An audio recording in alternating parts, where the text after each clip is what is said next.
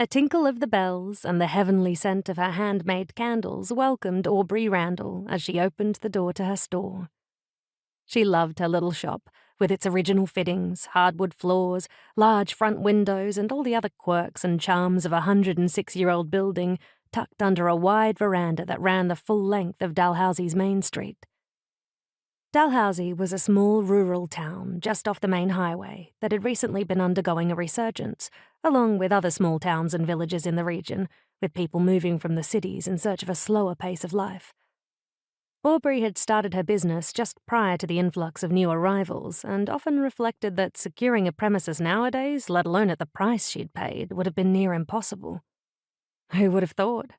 When she'd bought her shop, there'd been more empty shop fronts than occupied ones, and her decision to buy had been quite widely discussed in the community, with most people thinking she was crazy for choosing Dalhousie instead of the nearby bigger town of Morton. Aubree had stuck to her guns. The majority of her business was online, so she wasn't dependent on walk-in traffic. Now, 2 years later, she was busier than ever. The building dated back to the early 1900s, when insulation had been newspaper on the inside of the walls, so now the days were getting cooler, the shop could get chilly.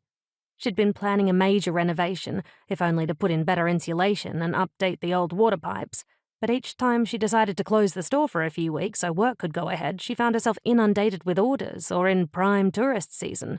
It had just never worked out. So when it got cold, she dragged out the heater and always made sure she had an extra layer to put on. The frantic jingle of the bell above the door made Aubree look up as a red-headed whirlwind entered the store in the form of her best friend, Ronnie. "Have you heard?" she asked without pausing for a greeting.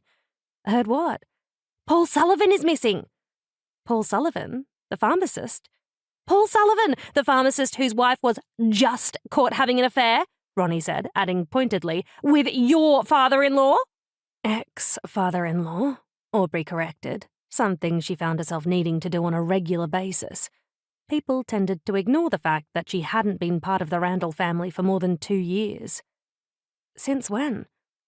"He was supposedly camping over the weekend, but he hasn't returned. The police are starting a search and everything. I wonder if they'll want to interview Bruce," Ronnie said. Aubree stared at her friend, surprised. "Oh, come on, like it wasn't the first thing you thought of too," Ronnie added with a knowing look.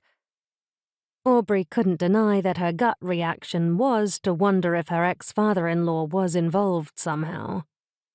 "Surely not. I mean, he's missing. He's obviously lost or something," Aubree said, frowning slightly. "They aren't saying there's anything suspicious, are they?" "The police might not be saying it yet, but the whole town's already wondering if it has something to do with Bruce and Irene's affair." "That's ridiculous," Aubree said, shaking her head. "And yet..."